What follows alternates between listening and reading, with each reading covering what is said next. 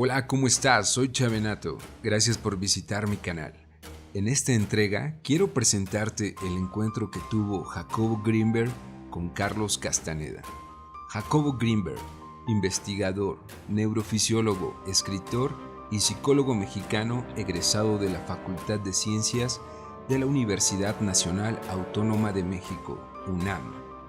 En 1994 desapareció misteriosamente, pero dejó un legado de más de 50 libros sobre sus investigaciones. En su libro La conquista del templo, en el capítulo 14, titulado México, hace mención sobre sus experiencias con los grandes chamanes de México.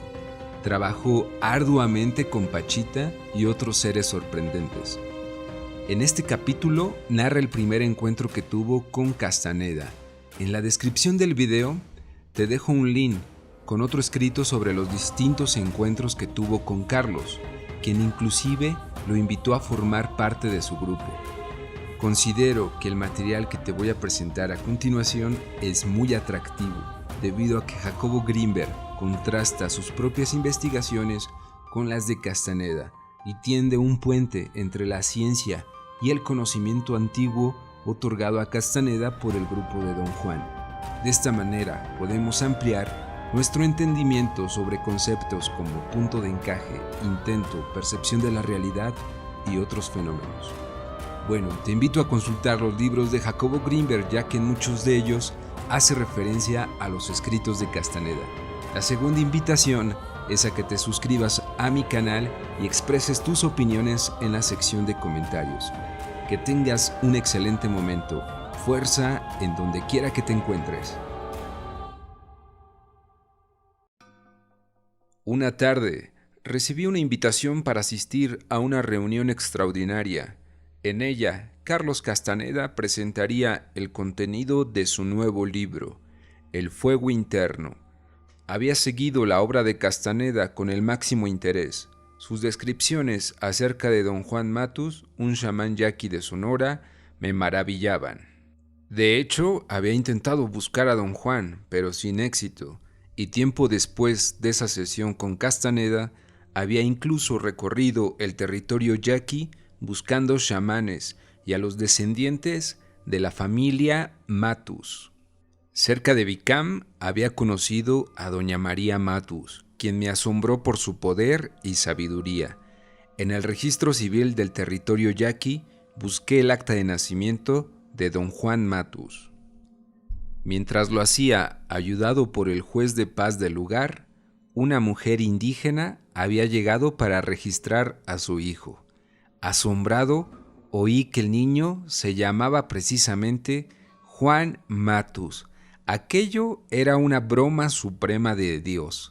Le pedí a la madre que me permitiera figurar como testigo en el acta, y al ver los ojos del niño, sentí una premonición. No fui capaz de encontrar el acta de nacimiento de don Juan, pero conocí a otra chamana quien me lo describió. Lo había tratado durante años y eso me convenció que su existencia era real y no un producto de la fantasía de Carlos Castaneda. A la reunión asistían una treintena de personas. Todas esperábamos con expectación la llegada de Castaneda, tratando de adivinar cuál sería su apariencia. De pronto, apareció un señor delgado, moreno y vestido impecablemente, que irradiaba una energía chispeante. Comenzó a hablar acerca de dos tipos de energía, una interna y la otra externa. La interna estaba formada por bandas de emanaciones que cuando se alineaban con la externa, también formada por bandas, producían la percepción. Mi sorpresa fue mayúscula. Estaba escuchando mis propios pensamientos, pero expresados con una terminología diferente.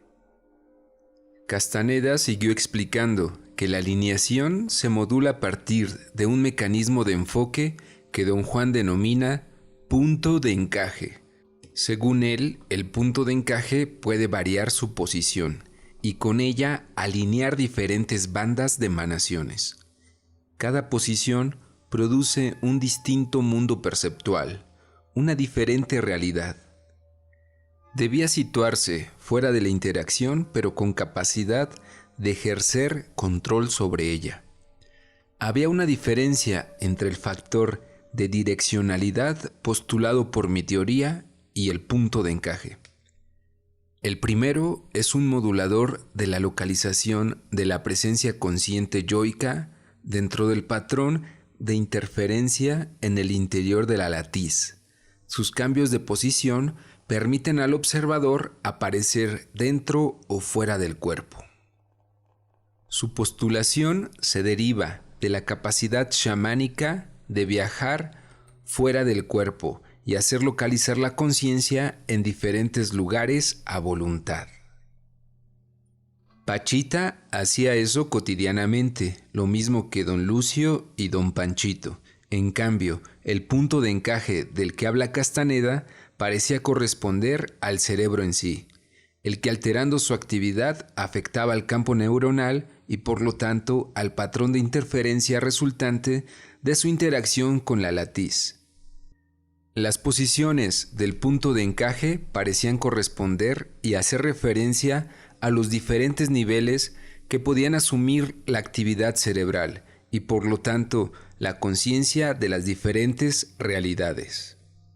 La consideración de que el punto de encaje estaba situado en una posición concreta en el cuerpo no estaba de acuerdo con lo anterior, pero era precisamente la que defendía Castaneda.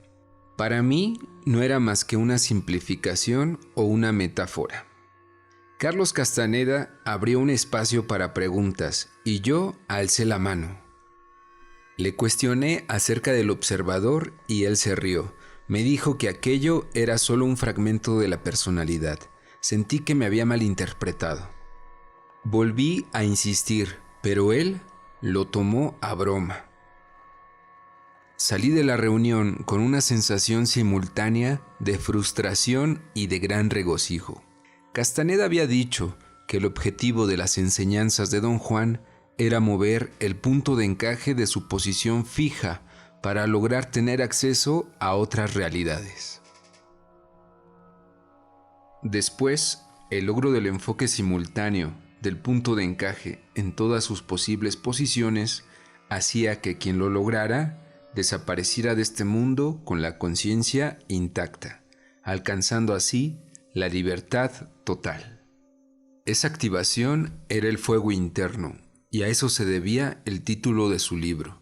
Don Juan ya había logrado ese portento, y ahora era libre en la inmensidad del otro mundo. Cuando regresé a mi casa aquella noche, comencé a sospechar que las ideas que yo suponía mías en realidad me habían sido dadas por don Juan desde el otro mundo.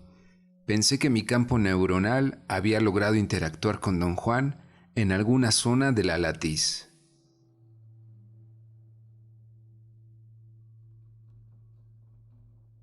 En mi teoría también existe un modulador de la interacción entre el campo neuronal y la latiz, pero yo lo bauticé con el nombre factor de direccionalidad y lo postulé comandado por el procesador central, que no es más que el factor independiente con el atributo propio de conciencia.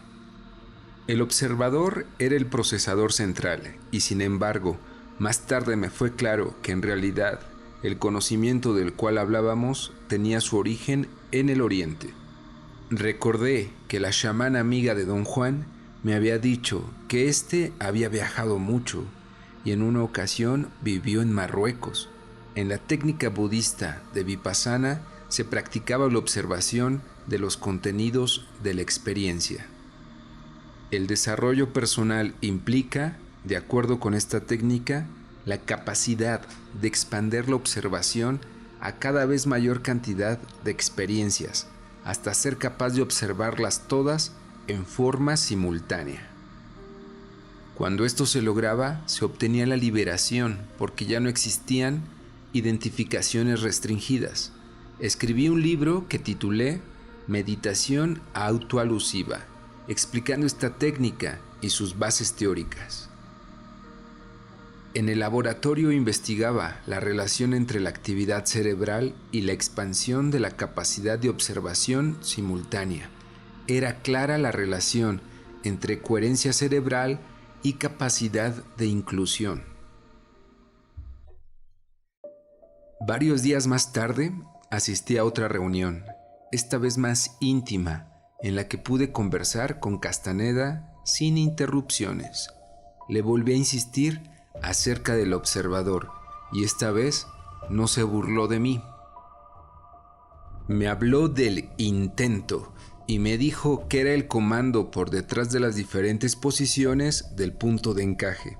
El intento, según don Juan, es la fuerza que mantiene el universo y la que sostiene nuestra percepción. Comprendí que Pachita había gozado de un contacto directo con el intento y que sus hazañas y milagros provenían de allí.